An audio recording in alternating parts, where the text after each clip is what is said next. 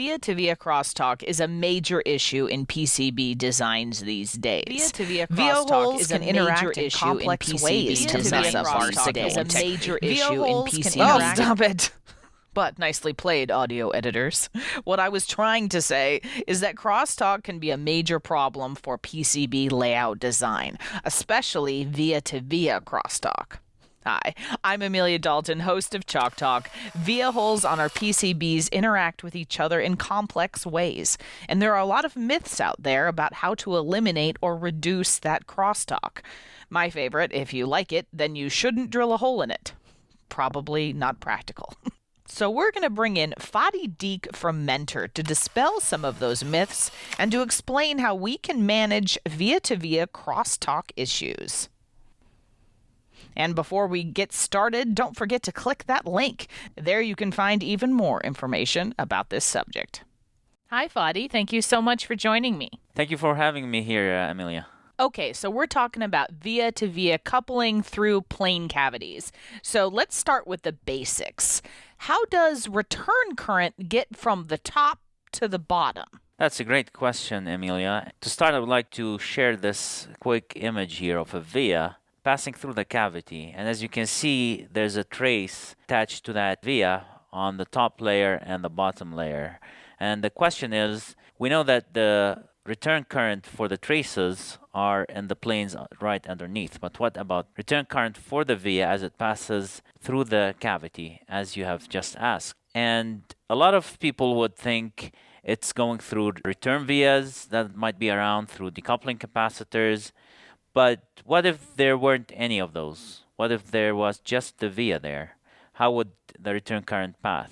And the answer is simply through displacement current. And it goes through the cavity like a current would pass through a capacitor. Okay, I guess I have a couple of questions here. What properties of the cavity are the most important? And second, how does the cavity affect the via-to-via crosstalk? Yeah, so now that we have established that the return current will propagate through that cavity, this means, as you can see here, it will pass through the impedance of the cavity. Now, what is the impedance of the cavity look like? Well, a lot of people think it's going to be looking like a capacitor. So in front of you here, I'm showing you a 5-inch by 5-inch square cavity, and it's 30 mil thick.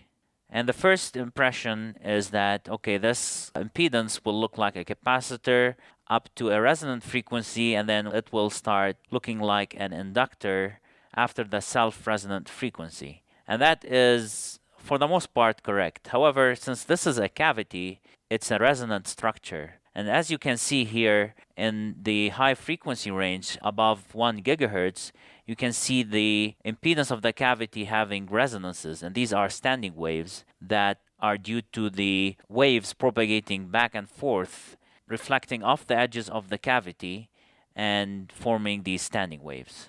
So usually our designs have decoupling capacitors in there. How do those affect the impedance of the cavity? So most of engineers think that by adding a capacitor, I will make everything better. But that's not always the case.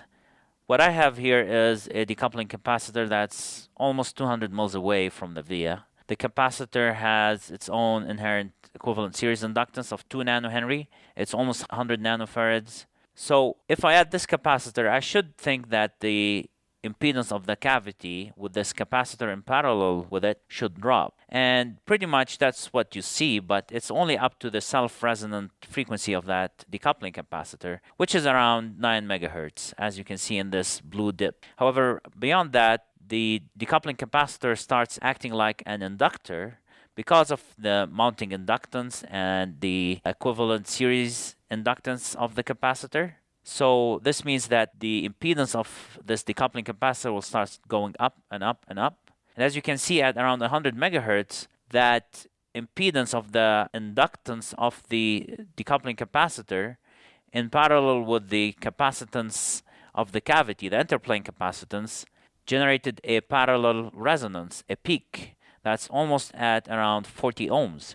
And that's a pretty significant amount. And as you can see here, yeah, we did fix the low frequency range for the impedance profile, but in the higher frequencies, we actually ruined the impedance and we made it worse. Okay, I think I got it. Now, what about adding a voltage regulator model?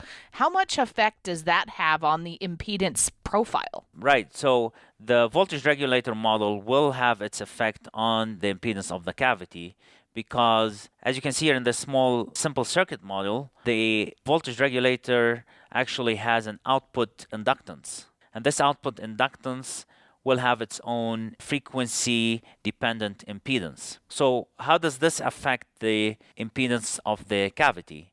As you can see here in the green plot, I'm showing how the voltage regulator model at the very low frequencies, 1 megahertz and below, pulls the impedance of the cavity to really low values, and that is good. But because of that inductance of 30 nanohenry, it starts interacting with the capacitance of the decoupling capacitor, and they are in parallel with each other, and this results in another parallel peak that shows up at close to 4 megahertz.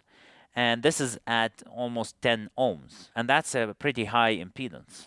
As you can see also, beyond just a few megahertz up to maybe 7 megahertz and above, the voltage regulator model has absolutely no effect on the impedance of the cavity. And this means that the VRM will only have its effects at very low frequencies. Okay, cool. You're showing the profile across a really wide frequency there. So explain to me, why do we care about such a broad frequency range? Yeah, that's a great observation, Amelia. So as a signal propagates through the via, this fast switching signal will have frequency components that go from DC up to a bandwidth of the signal, and the bandwidth can be calculated using a rule of thumb formula, which is 0.35 divided by the rise time in nanoseconds. So this means, as an example, to excite a resonance at almost 100 megahertz, an edge rate of 3.5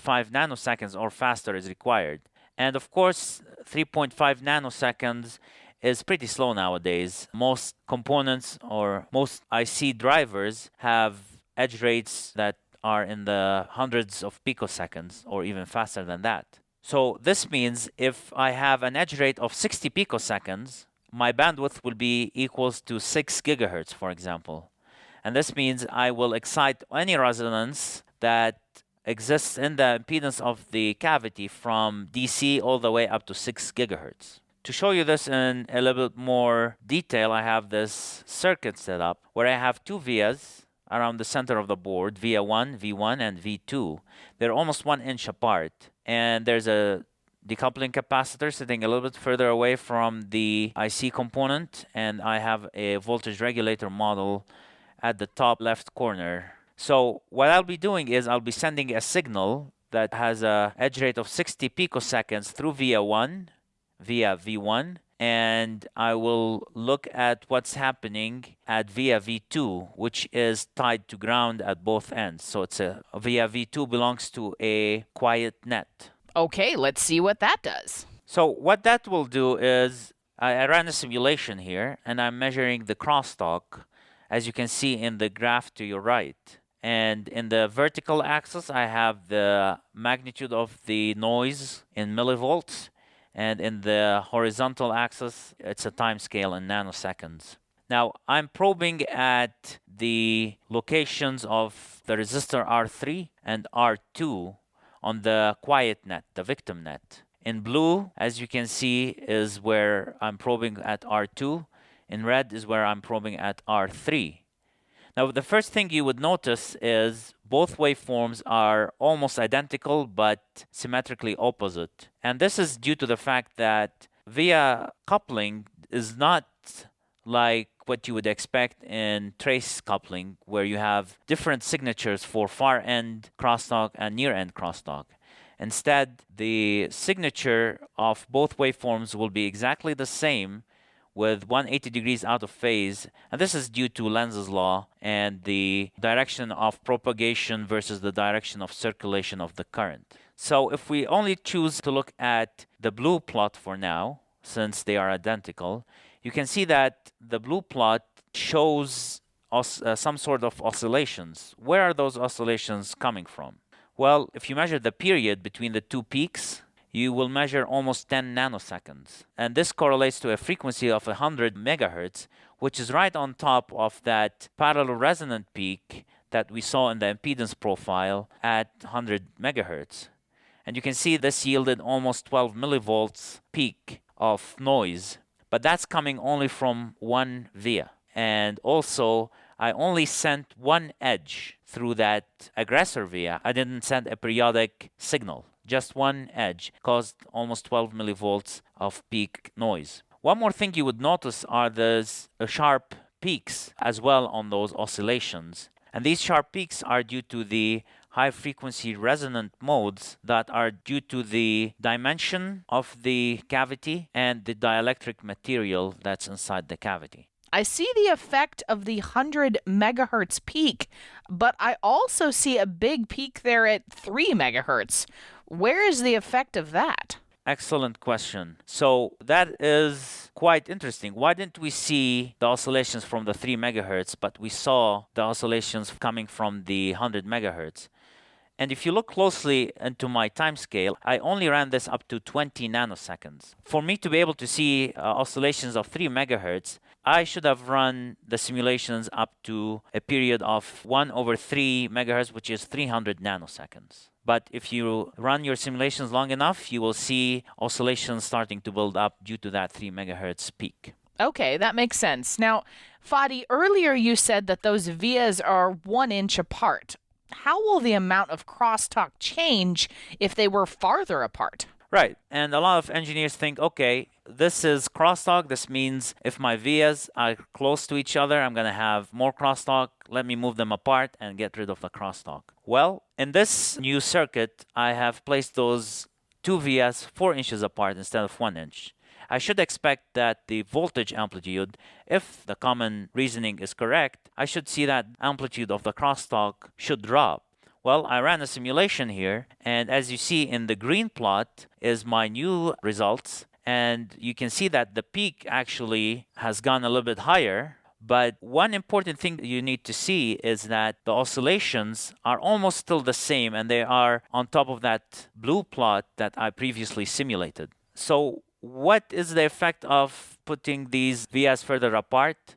Well, if you look closely at the beginning of the two plots, you will see an initial peak in the blue plot that you don't see now in the green plot. And that is pretty much the proximity effect. So when I moved the vias further apart, I got rid of one peak, which is almost 5 millivolts. But for the most part, the crosstalk, due to the oscillations from the parallel peaks, is still there, and the crosstalk coming from exciting these high-frequency resonant modes actually got worse. Okay, wow, that's surprising. Now, can you show us what's really happening inside the cavity? Certainly. So I'll be showing you here this small animation, and this blue plane that you see to your right is just the voltage between the two planes of the cavity.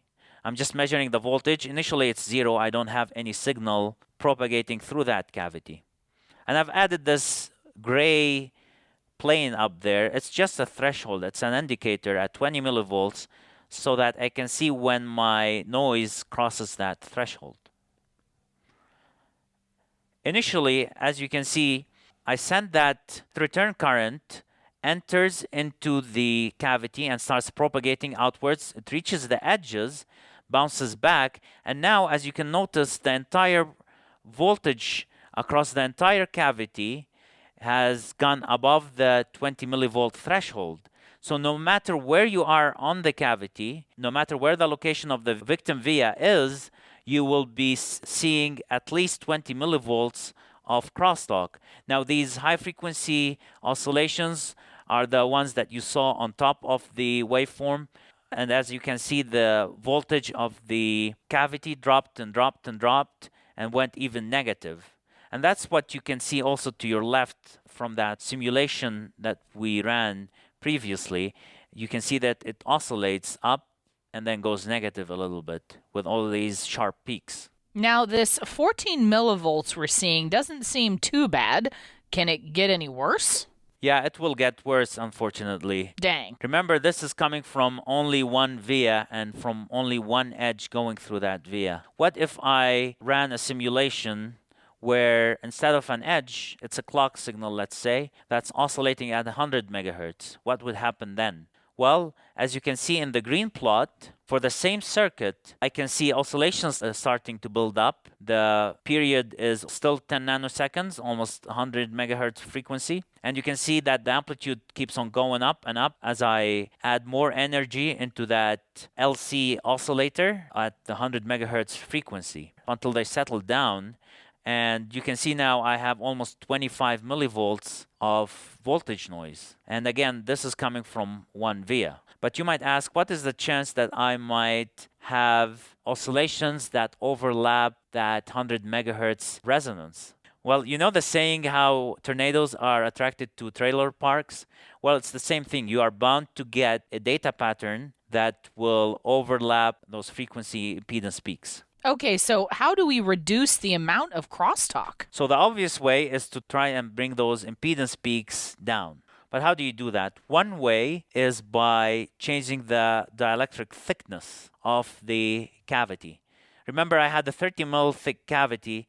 If I bring it down to 3 mils, I'm showing you here in the impedance plot in blue, I was able to drop the impedance of that parallel resonance at 100 megahertz from almost 40 ohms down to 6 ohms. And that's a pretty significant amount for a cheap solution of just changing the thickness of the cavity. And this is essentially reducing the spreading inductance that the current propagating through the cavity encounters. And by doing that, I also brought the impedance at the high frequency range lower as well. And you can see that obviously in the impedance of the resonant modes above a gigahertz. Okay, so what about the solution of adding a bunch more capacitors? How would that work? Yeah, adding more capacitors will definitely help. As you can see here, I have an array of 4x4 capacitors, almost 16 decoupling capacitors, and putting all those capacitors in parallel with each other first increases the capacitance value, but most importantly, the mounting inductance of these decoupling capacitors is now in parallel, and putting all these inductors in parallel eventually gives you a lower effective mounting inductance. So to show you the result, to your right you can see how my impedance in blue has dropped to well below 1 milliohms up to 100 megahertz. And this pushed the parallel resonance that was at 100 megahertz up to almost 400 megahertz. But beyond that, as you can see, the decoupling capacitors had no effect on the high frequency resonant modes. And this is due to the fact that at those high frequencies, the mounting inductance of the decoupling capacitors has become a really high impedance. It's pretty much an open circuit and has no effect on the impedance of the cavity at those high frequencies. Okay, so we've got thinner dielectric, more capacitors.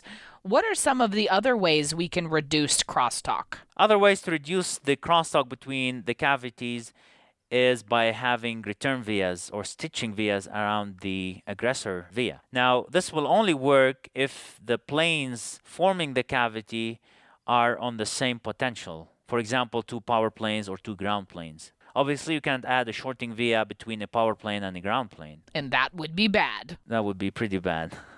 So, another way would be, instead of having single-ended vias, you can use differential vias. What that does is it contains the return current around the area of the aggressor vias. However, you need to be careful from that common signal. If you have a significant common signal component, it's pretty much like having a single-ended via. That common signal will propagate through the cavity and cause you all kinds of headache. Okay, I will be careful to watch out for the common signal.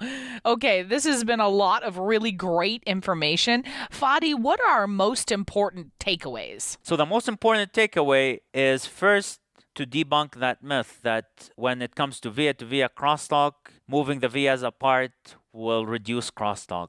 As we saw, the most significant part of the crosstalk was due to the excitation of those low frequency resonances. And no matter where you are on the board, whenever those resonances are excited, you will not be able to avoid the coupling between those two vias. Right. This is tornadoes and the trailer park. Exactly. So you are guaranteed to get a data pattern that will excite those resonances. Meaning now adding a decoupling capacitor might make things better and also might make things worse. So you need to be careful what additional parallel resonances you are adding. However, adding an array of decoupling capacitors will help in bringing the impedance of the cavity lower at certain frequency ranges and help push those resonant frequencies to higher frequency points. And also make sure you use the lowest cavity thickness you can get away with. Cool. Well, I think that's all I have time for today. This has been a really cool Chalk Talk, Fadi. I've learned a lot about via-to-via crosstalk. I'm going to click on that link to learn some more. Thank you so much for joining me, Fadi. Sure. Thank you very much, Amelia. And before we go, you didn't forget to click that link, did you? There you can find more information about this topic. For Chalk Talks, I'm Amelia Dalton from eejournal.com. For more Chalk Talks, head on over to the Chalk Talk section of EE Journal or check out YouTube, keyword EE Journal.